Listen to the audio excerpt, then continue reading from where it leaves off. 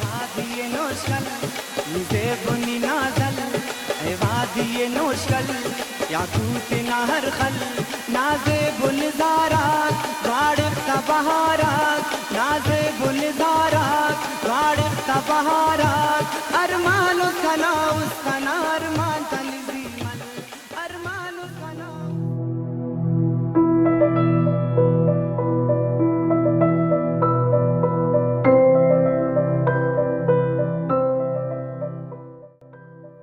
حکومت برطانیہ نے اپنے دور میں بر صغیر پاک و ہند میں بے شمار تعمیرات کروائیں جو کہ آج بھی آپ کو ملک کے ہر کونے میں نظر آتی ہیں۔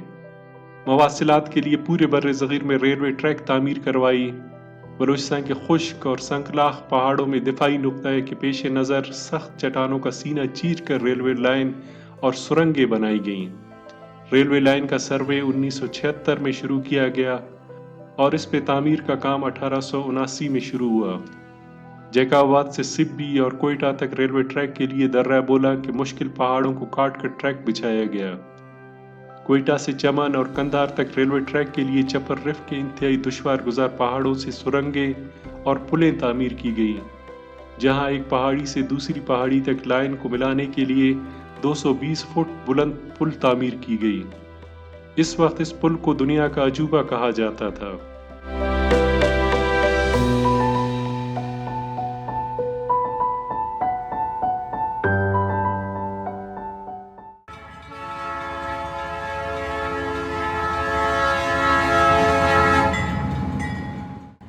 یکم اکتوبر 1922 تک بلوچستان میں ریلوے نیٹ ورک کو ایران کے شہر زائدان تک توسیع دی گئی۔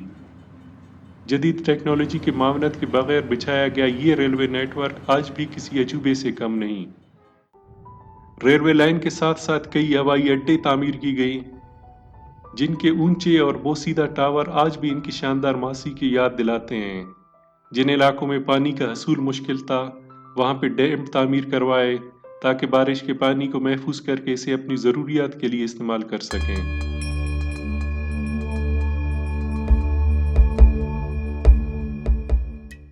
نوشکی کا پانی کھارا تھا تو انگریزوں نے پورے علاقے کا سروے کروایا تو انہیں اسٹیشن سے کچھ فاصلے پہ میٹھے پانی کا چشمہ ملا۔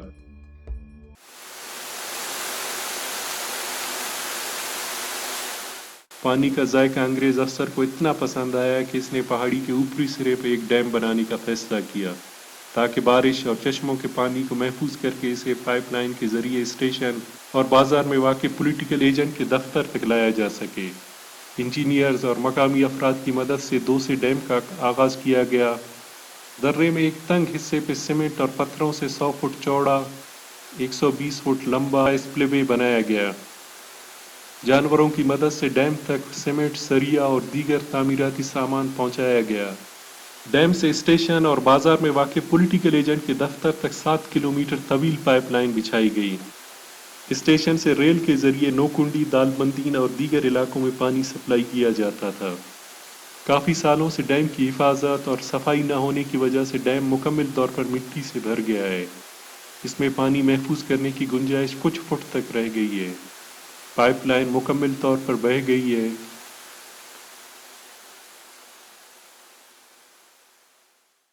اس ڈیم کا اندرونی حصہ تقریباً 400 فٹ لمبا اور 120 فٹ چوڑا ہے۔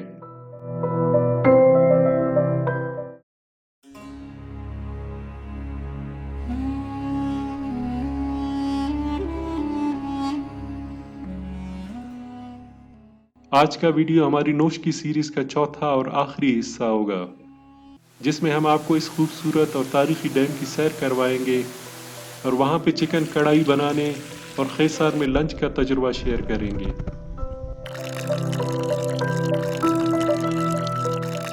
صبح سویرے ہم اپنے سفر پہ روانہ ہوئے۔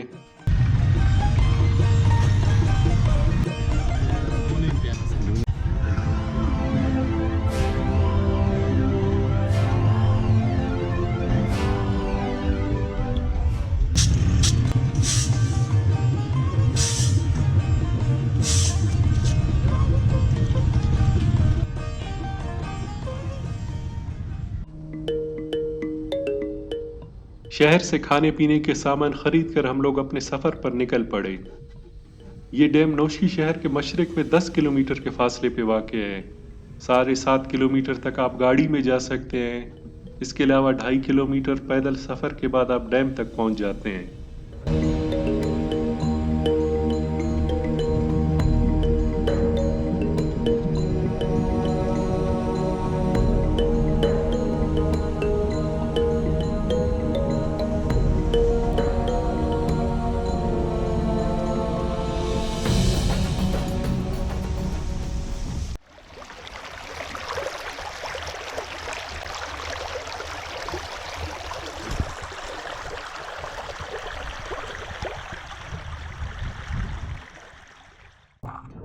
ڈھائی کلومیٹر پر مشتمل یہ پیدل سفر جتنا مشکل ہے اتنا حسین ہے۔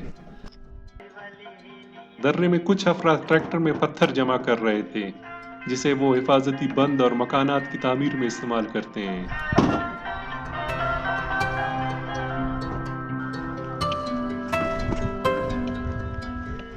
اکیلا نہیں تھا، سکندر مینگل اور سراج عامر بھی میرے ساتھ تھے جن کا تعلق نوشکی شہر سے ہے۔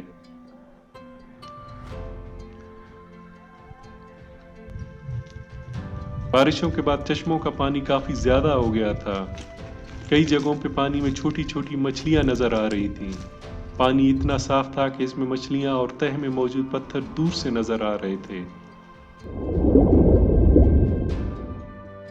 بہتا پانی کی ہلکی آواز، اس میں تیرتے ہوئے چھوٹی چھوٹی مچھلیاں اسے مزید دلچسپ بنا دیتے ہیں۔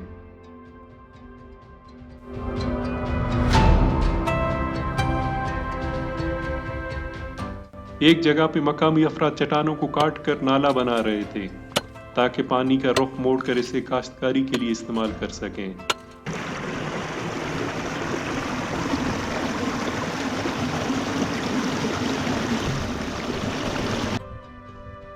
آپ پہاڑوں کے اوپر سے بھی ڈیم تک جا سکتے ہیں، لیکن ہم نے پانی کے ساتھ ساتھ سفر کرنے کا فیصلہ کیا۔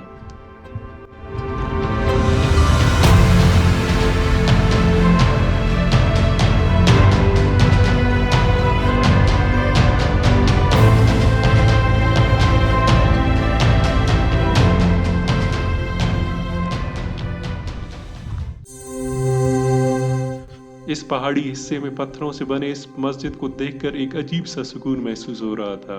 مسجد کے ساتھ ہی لوگوں نے خالی جگہ پہ گندم کاشت کی ہوئی تھی، جہاں پانی ایک طویل پائپ کے ذریعے ندی سے یہاں تک پہنچایا گیا تھا۔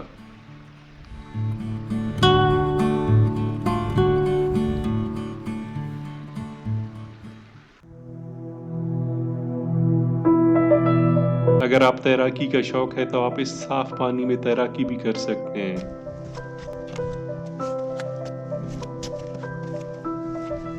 کچھ جگہوں پہ چٹانوں کے نزدیک سے سفر انتہائی مشکل تھا۔ اگر آپ کا پاؤں پھسلا آپ سیدھے 10 سے 20 فٹ گہرے پانی میں گرنے کا اندیشہ تھا۔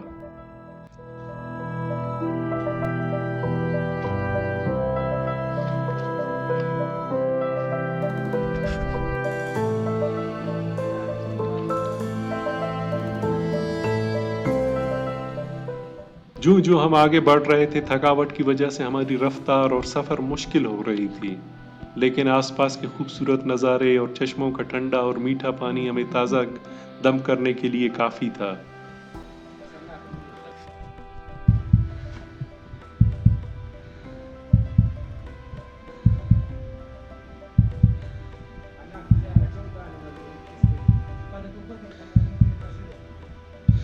Ditten Burzal, Dutina.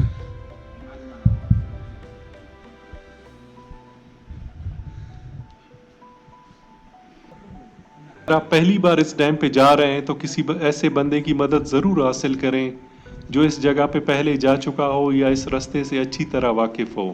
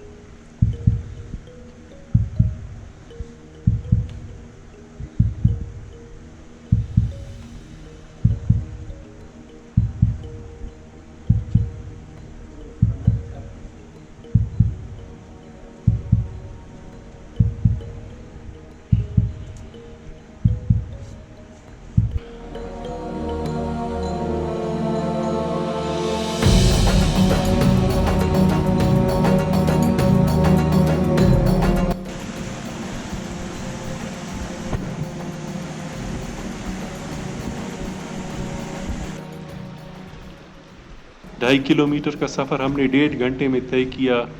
آخر میں ایک مشکل چڑھائی کے بعد ہم لوگ ڈیم تک پہنچے.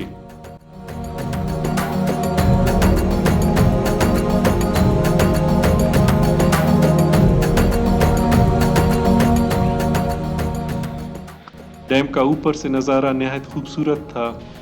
120 فٹ سے گرتے پانی کا منظر اور پانی کی آواز ہمیں تازہ دم کرنے کے لیے کافی تھا.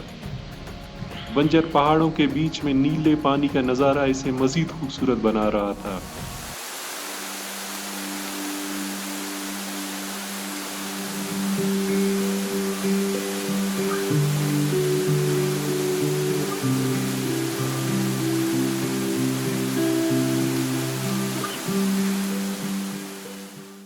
ہم لوگ جوں ڈیم کے نزدیک جا رہے تھے ہوا میں موجود پانی کے ذرات اور زیادہ ہو رہے تھے.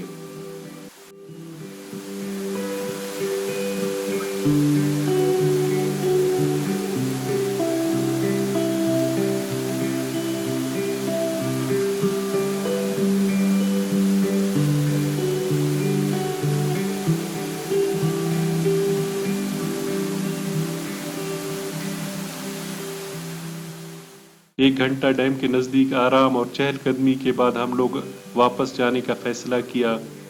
ڈھلوان کی وجہ سے ہم لوگ بہت جلد گاڑی تک پہنچے. تاکہ اپنا لنچ بنا سکیں آس پاس کوئی لکڑی نہیں تھا، اس لیے خشک جھاڑیوں کی مدد سے چکن کڑھائی بنانے کا فیصلہ کیا. سب سے پہلے دیگ میں تیل ڈال کر اس میں مرغی کے گوشت کو فرائی کیا.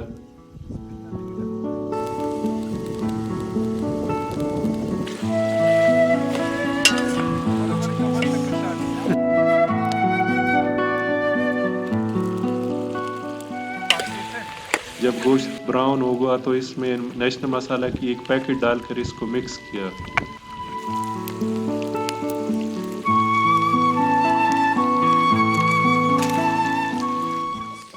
اس کے بعد کٹے ہوئے لہسن، ٹماٹر اور مرچ شامل کر کے اس کو پکنے کے لیے چھوڑ دیا. کڑھائی کی خوشبو ہماری بھوک کی شدت کو اور زیادہ کر رہی تھی. 15 منٹ میں ہماری چکن کڑھائی تیار ہو گئی. مجھے پہلی دفعہ برائلر مرغی پہ ترس آ رہا تھا کہ آپ اسے لکڑی کے بغیر خشک گاڑیوں پہ بھی پکا سکتے ہیں. جب ہماری کڑھائی تیار ہوا تو ہمیں معلوم ہوا کہ ہم نے روٹی خریدی ہی نہیں ہے، اس لیے اسٹیشن کے پاس واقع ہوٹل سے روٹی خریدنے کے لیے روانہ ہوئے. روٹی خرید کر ہم نے نوشکی کے مشہور پکنک پوائنٹ خیسار پر لنچ کرنے کا فیصلہ کیا. خیسار جو کہ نوشکی شہر سے 6 کلومیٹر کے فاصلے پہ واقع ہے، یہاں کے خوبصورت تفریحی مقامات میں سے ایک ہے. یہاں سے ایک 6 کلومیٹر نالہ نوشکی شہر سے ہوتے ہوئے قلعہ شریف خان میں واقع زمینوں کو سیراب کرتی ہے.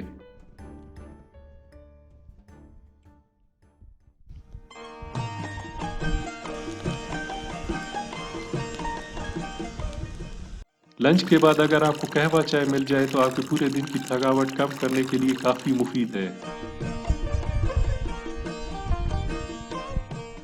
اگر ویڈیو پسند آئے تو لائک اور شیئر کرنا نہ بھولیں. شکریہ.